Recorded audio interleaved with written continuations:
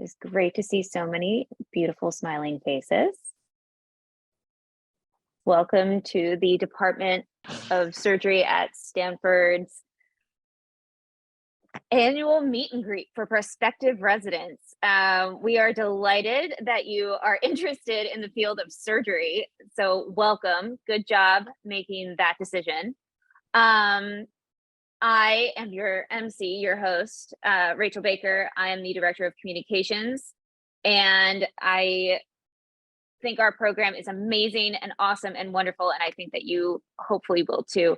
So I'm going to turn it over to our department chair, Dr. Mary Hawn. Great, thanks so much, Rachel. And we are so lucky to have Rachel. She really, as our communications director, goes and follows the residents and the faculty and the students and our scientists around, and is always tweeting and writing about the amazing things that they're doing. So I think she really helps get the word out about all the wonderful things that we have here at Stanford. So I want to echo what you said. We're excited for you to get to know us, and for us maybe to get a little opportunity to know you tonight. And also really excited that you are deciding to be a surgeon. All of us on this call and are, could not imagine doing anything else with our lives and with our careers. It's an awesome field. So we all feel like you're making a great choice. I'm just going to give you a very high level overview department-wide of, what I think are some of the unique things about Stanford surgery. And then some of our vice chairs will speak with you. And then we'll break it down to the individual programs of vascular surgery and general surgery. So welcome. So I'm just going to share a few slides. So just to welcome you here tonight and a little bit about who we are. Let's see. So Stanford surgery, I think one of the things that really I didn't realize until I came here in 2015 was just the long and rich and historic tradition of the program. And essentially our founding chair for our academic surgical department, Emil Homan, came to Stanford in 1925. And he came after he was William Stewart Halstead's last surgical trainee. So when he was training at Hopkins with Dr. Halstead actually passed away, he then went to the Brigham, where he trained with Cushing, and then stopped briefly at Case Western Reserve University before returning back to Stanford, where he was an undergraduate student, among other roles that he had here before he pursued the field of medicine. So he really brought that tradition of preceptorship, mentorship to surgical training, surgical sciences to the Department of Surgery at Stanford. And so we are really fortunate to have that wonderful history that we look forward to celebrating in 2026 when we come to a century of our department under Dr. Holman's leadership and legacy. So what do we want to do as a training program? And this was a fun exercise we did when I first got here, and we convened the leaders and those interested in surgical education. We said, what do we really aspire to do here at Stanford? And really our vision is to develop outstanding surgeons who will lead through discovery and innovation. We think that's what we have the strengths in. And you'll hear about that a little bit tonight. And as you start exploring different programs, I think you'll recognize that this is truly a strength of Stanford surgery. So how do we do that? Well, we need to recruit talented, inquisitive, and dynamic candidates who will become those outstanding surgeons and advance the field of surgery. So we need you. And our goal is really for our graduates to become the academic leaders at the forefront of medicine. So we want to have a way in shaping the future of surgery. And we will do that through our trainees. And what makes us unique is that we sit in the middle of Silicon Valley. And there's that certain kind of Silicon Valley ethos of promise and innovation and possibility that we are situated in the middle of, that so many things are possible if you have a great idea that will really advance the field.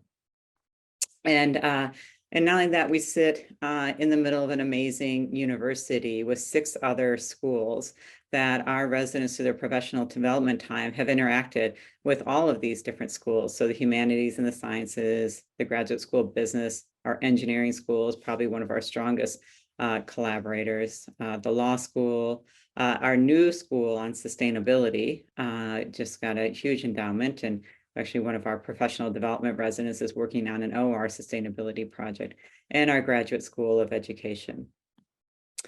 So we, over the last 10 years, have really had amazing clinical growth in terms of our capacity to care for patients on the Palo Alto campus, with opening 2 brand new hospitals. This is our adult hospital. It opened in November of 2019. So luckily for us, fortunately, we had this new hospital in the facilities right before we were hit with the COVID-19 pandemic. And I think because of the leadership and the hospitals and our facilities, we really were able to manage both our COVID patients as well as maintain the majority of our surgical volume. So feel really fortunate to have these facilities, as well as our beautiful brand new children's hospital, which to me looks like a field museum as you go through it. Each floor is dedicated to a different biome or type of animals, and it's just is really quite fun and lovely to spend time in there. In addition to these campuses or these facilities we have here, we're expanding both north and south, as well as into the East Bay with some of our clinical facilities. But we also have amazing training partners, which you're going to hear about from the individual residency programs. With the Palo Alto VA, it's really 2 miles from us. It's right on the other side of the campus. The Santa Clara Valley Hospital, where I think our residents are really the main providers and provide outstanding care for patients who are treated in our county hospital, as well as Kaiser Hospital to have more of a community experience. So great diversity in training programs that are available. So I think that if you want an amazing place to train as a clinical surgeon, we totally have you covered. But what you're going to hear about, the other things that I think make us unique, is what we do in our culture, what we do in our development of our residents, both professionally, holistically as a person, and then pursuing their professional aspirations, whether it be innovation, translational research. We have amazing opportunities in all the different domains. So I'm going to stop sharing here and turn it over back to Rachel. But just again, want to reiterate my welcome for you, and thank you for taking the time this evening to get to know us. Thank you, Dr. Hawn. That was great. I think you touched on a lot of the big points. We're going to turn it over now to Dr. Cara Liebert.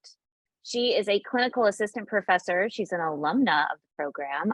She is now the assistant clerkship director and director of our Balance in Life program. So she is going to be talking to you about our wellness program. And also she's filling in for Dr. Korndorfer, who's on a plane right now. So she is thankfully going to talk about our education program as well. Thank you, Dr. Leibert. Great, perfect. Just confirming you can see my slides fine. Great. Okay, so good evening. As you heard, I'm Dr. Leibert and faculty at Stanford, and then work as a minimally invasive surgery and bariatric surgeon at VA Palo Alto. And I'll be talking today about resident education on behalf of our Vice Chair of Education, Dr. Korndorfer. So as Dr. Hawn just mentioned, Department of Surgery has multiple training sites. These are our 5 primary sites so that you can see their relationship on a map. So this is across general surgery, plastic surgery, and vascular. These are our sites, and in the upper left of the map is San Francisco on the peninsula, and then in the bottom right is San Jose. And you can see these are our 5 training sites here, with Stanford and Lucile Packard Children's Hospital being clustered together there in the top left. So I know Dr. Hawn mentioned, I'll just touch on a little bit more about our training sites. So the Stanford is composed of the original hospital at 300 Pasture Drive, which is shown on the bottom left, and then the new hospital, which opened in 2019 on the right. And this is Stanford's a level 1 trauma center and a quaternary referral hospital across California. Lucille Packard, so this is another view of the Lucille Packard Children's Hospital. This is connected to the main Stanford Hospital. This is also a level 1 pediatric trauma hospital and serves both the local pediatric population as well as a wide referral region across California. Just down the road, about 10 to 15 minute drive from Stanford, is the VA Palo Alto. So across the VA, this is a level 1A facility, so very high acuity patients in general surgery, plastics, and vascular. All of our residents rotate on these services and serves our veterans not only locally, but across Northern and Central California. Kaiser Santa Clara is a community hospital, so this serves a lot of the working population of employee-based healthcare or patients who have purchased their health care. This is located in Santa Clara. This is about a 20-minute drive from Stanford, and this has, in addition to general surgery, this is pediatrics, vascular, plastics, thoracic. They have cardiac surgery as well. And then finally, Santa Clara Valley Medical Center. So this is a recently expanded into a huge annex of a brand new hospital that opened in the last 5 years. This is a county hospital in San Jose. It serves the San Jose population and indigent community. It's a level 1 trauma center, and it's a very high volume trauma center, including a lot of penetrating and operative trauma. It's a regional burn center, and then it also includes a vascular surgery service. So shift gears to talk about the Goodman Surgical Education Center. This is within the department, this is really a simulation and education center that serves as the educational hub for both medical student and resident education. And the goal is really to complement the excellent high volume clinical training that you'll be receiving and to complement that with formal educational opportunities. All 3 of the residency programs have protected education time. And Goodman's mission is to support that protected education time, as well as to focus on curricular innovation and then education research and scholarship. So to the focus of education research and scholarship, Goodman also has is a accredited American College of Surgeons Comprehensive Education Institute, and it houses a 2-year surgical education fellowship, which is open to both internal and external candidates, surgical residents across the country. Just a few examples of some of the programs that Goodman offers. So all of our entering interns from all of the departments in all of the programs in the Department of Surgery participate in a 2-day intern boot camp focused on surgical skills. Many of our protected educational skills sessions are simulation-based or task trainer-based, and those are housed in Goodman and taught by faculty. We have verification of proficiency for key skills, cadaver labs, fundamentals of laparoscopic surgery, endoscopic surgery, and vascular surgery, as well as training for central lines, mock orals. So you can see these are all examples of some of the sessions that are held in Goodman. The Division of Anatomy is also within the Department of Surgery, and we have a beautiful cone bioskills lab. This is adjacent in a building next to the hospital in the School of Medicine. It's an operative cadaver lab, so laparoscopic and open instrumentation is there, and for all of the divisions and all of our training programs, this is utilized for training cadaver labs that are run by faculty. To shift into discussion briefly about the Balance in Life program. So this is the department-wide program for residents and also for our clinical fellows in the department. And I serve as the director of this program. It's over a decade old, and it is a multifaceted program that is meant to support residents during their training. So we know how hard our residents work, and the goal of this program is to really help support and provide residents the skills that to help them be successful during residency. So a few aspects that are shown here. Lisa Post Dr. Post runs for the vascular surgery residents and our general surgery residents. She's the lead for group sessions that are by PGY level, and these are separate and confidential, separate from the program leadership and during the protected education time. And then in addition, we have an annual retreat. So this is department-wide across the 3 residency programs. And this is a one-day retreat that's outdoor, that's focused on team building and really an opportunity to make new connections or strengthen existing friendships and peer support within the residency. And then finally, just wanted to discuss the mentorship. So in our department, all of our trainees receive very strong, both formal and informal mentorship during their training.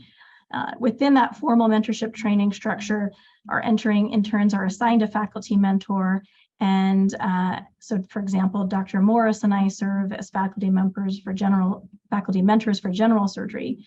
And our goal is to help our incoming interns over the next couple of years to identify their interests in research and professional development, to help them identify a project and identify a research mentor that they select. As part of this, we have a program called Stand Forward. And this is really a longitudinal 3-year program that was developed by 2 of our residents to beginning early in the PGY 1 year to help residents start thinking about the research area they'd like to focus on and develop, focus on grant writing and prepare for their research time. And then once our residents in the department enter their professional development time, then Dr. Korndorfer has created a professional development boot camp. And this is for our residents during their research years, which is focused on helping them develop leadership skills and skills in research and statistical analysis to help them be successful. So just in summary, I hope that you see that surgical education is a huge priority at Stanford. And this is not just for faculty who have a research interest in surgical education, but really for all of our faculty and leadership who are passionate about education and training. And absolutely, you will receive exceptional surgical training at Stanford.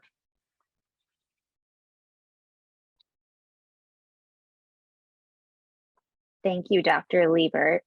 I think actually our next speaker is a perfect follow-up because you were speaking about Stand Forward, which leads into the professional development years. Our next speaker is Dr. Arden Morris. She is Vice Chair of Clinical Research and Director of the S-SPIRE Center. And she's going to be talking a little bit about the research opportunities that we offer here at Stanford. Dr. Morris? Thanks, Rachel. Can everybody hear me okay? Yes. Okay, great. So let me just say a couple of things. The PD Bootcamp that we developed, which is the Professional Development Bootcamp, is specifically designed for several different things. Number one, we want to help residents who are taking a breather between the clinical years to have an opportunity to think about what it is that they really want to sink their teeth into, what sort of academic research area are they interested in, or for those who are not interested in doing research, but rather are interested in, say, device development or some other form of professional development beyond just learning how to operate, we'll have an opportunity to do that.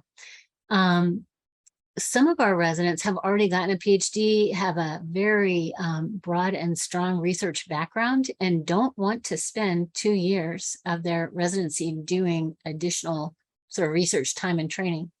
Those folks are in something called the SAS program. I think we're going to hear more about that.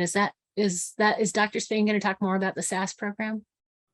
We can do that, yes. Okay, awesome. So I'll just leave that to Dr. Spain. Those folks will go through in 5 years. They can still take advantage of our research opportunities. So in the PD Bootcamp, it was originally structured so that we started with some, just kind of tried to do a little community building and mind expanding. Believe it or not, after 3 years of being sort of on the clinical front line, your brain you really sort of focus in. That's how you accomplish what you need to accomplish, get really good at answering 2 phones at the same time and being in 3 places at once, as well as managing a whole floor of patients. So it's necessary to somewhat narrow your scope on your own career, and this is a time to re-expand. We do sort of fundamentals of statistics and then a little bit more advanced statistics programs. We have done different kinds of sessions over the years. For example, how do you interview for a great fellowship? How do you write a grant? oh gosh, so many different things. Establishing goals and then working toward them, which we do incrementally over the PD year. So those are all parts, and it actually gets a lot deeper than that in the PD bootcamp. Dr. Korndorfer has established a resident leadership program, which is concurrent, and we have actually substantial overlap. So we've trimmed the PD bootcamp to fit into the leadership program that he runs. I've heard residents say really positive things about both, and I think that you'll really enjoy that if it's something that you participate in. What I want to do next is to talk. So really the sky's the limit. Your imagination is the limit on what you can do during your professional development time. I think that's really important. Different people have different ideas. Maybe you don't have too many ideas and you want to take a more well-trodden path. That's an option too. People do get their master's degree during this time and find others that they can collaborate with and ultimately generate ideas that really have legs that they can get to work on and get credit for and build off of in the future. The next thing that I want to do is to share our S-SPIRE website with you. S-SPIRE is the Stanford Surgery Policy, Improvement Research, and Education Program. And you can see this is our home here. It's kind of hiding behind the black line. And I'm going to put down I'm going to minimize our pictures here so I block out less. But we have this is essentially our health services research center in the Department of Surgery. We collaborate across departments, but we really try to support our faculty and residents in research as much as possible. The faculty in the Department of Surgery at Stanford love doing research with residents. We all do. There are a lot of us. And it's probably the biggest challenge that you would face is what great opportunity are you going to say no to? That's a reality. And you do have to say no to some things in order to make any kind of forward progress. So just to take you on a brief spin around our website, and I invite you all to visit it going forward if you're interested. We have, of course, a presence in the Twitter sphere. We have our welcome statement that has information about our mission, our vision as a center. We have information about funding, including funding for residents and also for faculty. We have work in progress sessions, which we hold every week. It's an opportunity for people to either showcase their work or if they're struggling with something in their research, to bring it to the brain trust and get some dialogue going about how to solve problems, what are the opportunities that might be missed, or how to kind of narrow it down and focus so that there's something actionable that can come from it. This is something that residents are always welcome to participate in, but we especially see residents jump in during the PD years because otherwise you're really very busy.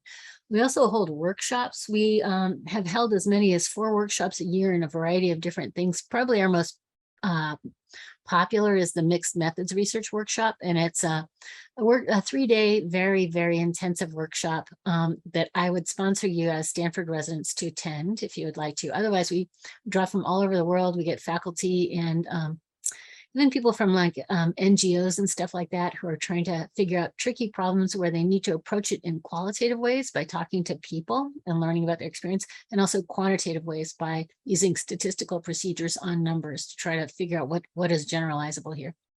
And then lastly, we have a collaboration program to help people with their research, like I said before. This is kind of the About Us page. We have a research page, an education page, and a page full of resources, lots of different kinds of resources that you can look at. I want to talk to you more about some of our other programs. This is a PD Bootcamp that we talked about earlier. This is our work in progress sessions that I mentioned. I know my time is short. This is a program that I'm particularly fond of, and I don't know why I'm not really showing the full picture here. Because this is a good picture. But this is basically a community outreach pipeline program for kids who go to high schools in the Bay Area that tend to have low income students. All these kids are in free lunch programs. Most of them are in the first in their family to either attend high school or to plan to go to college, and they're all interested in STEM.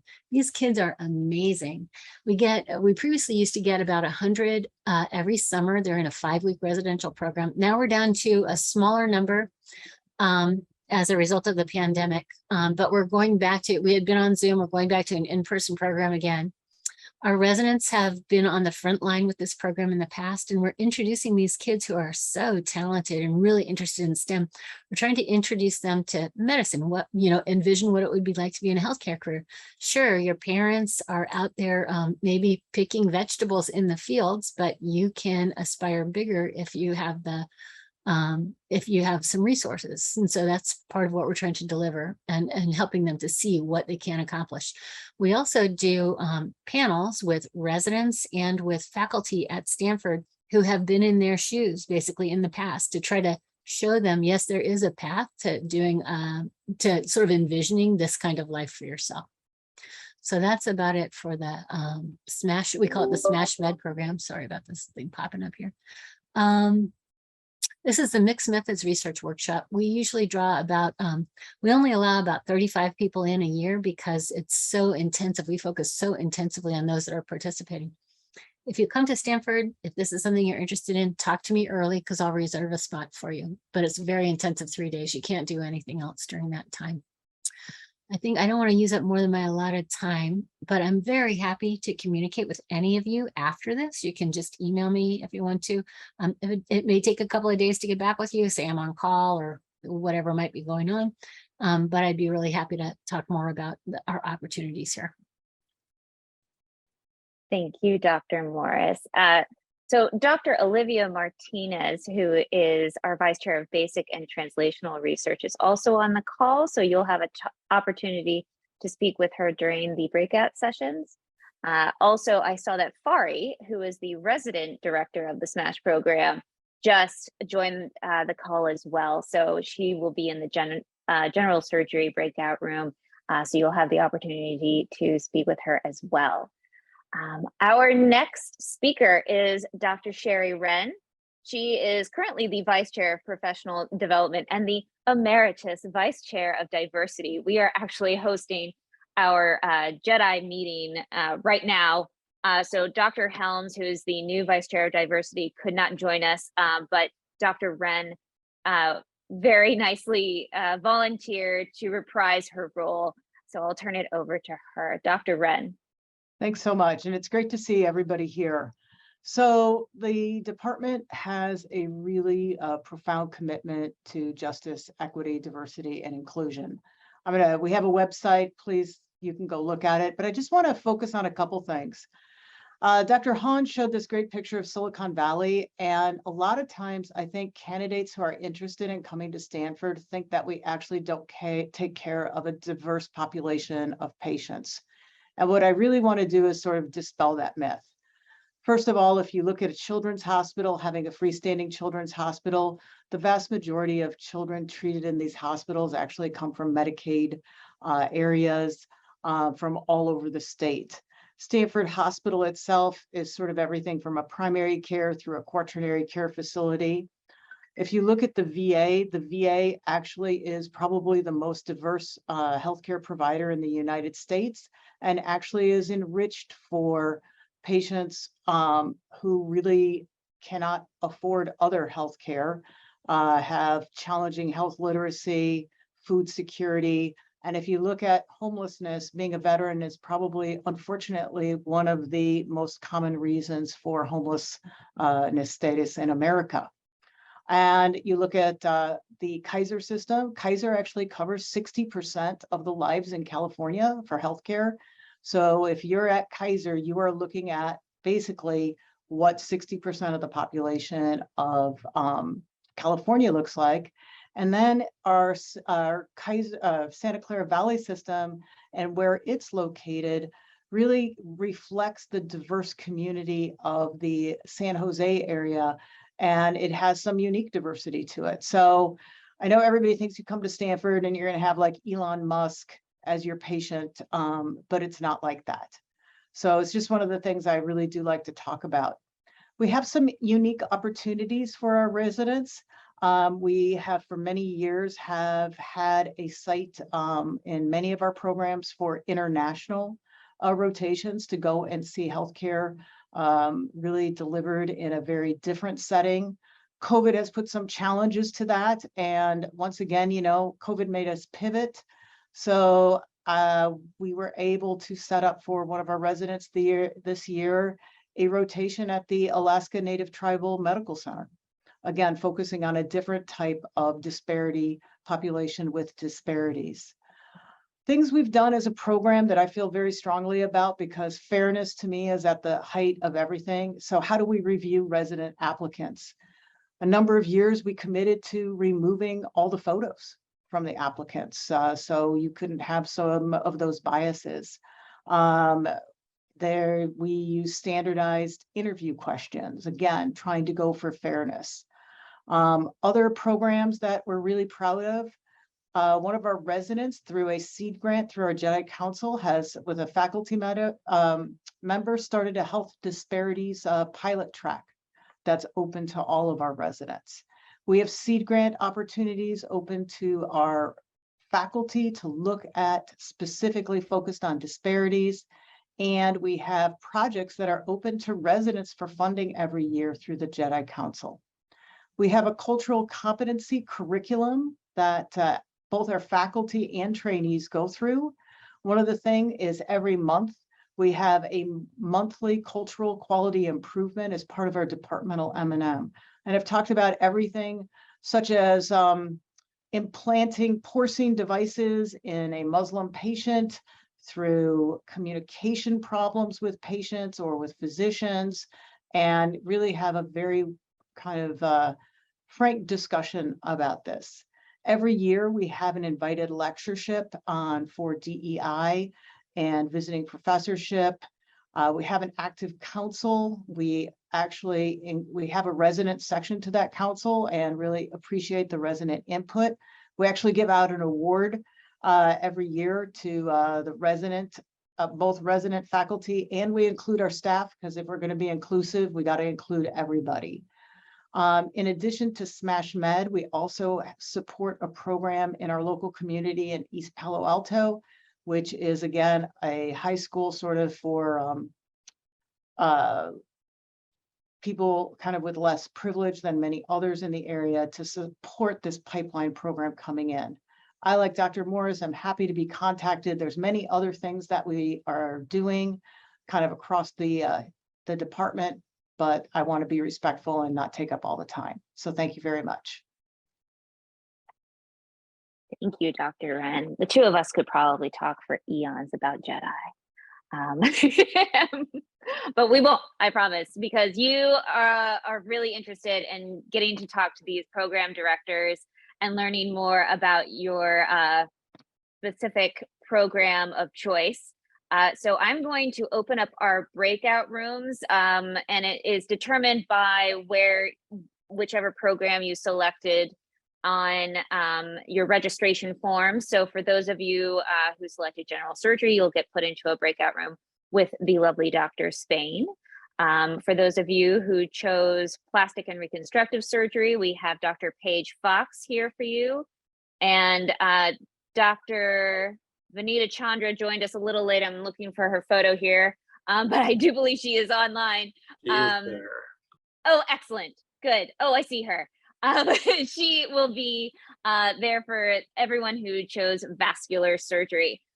So I'm going to open those now, and I'm going to also stop the recording so that everyone feels that they can just be as honest and open as they want.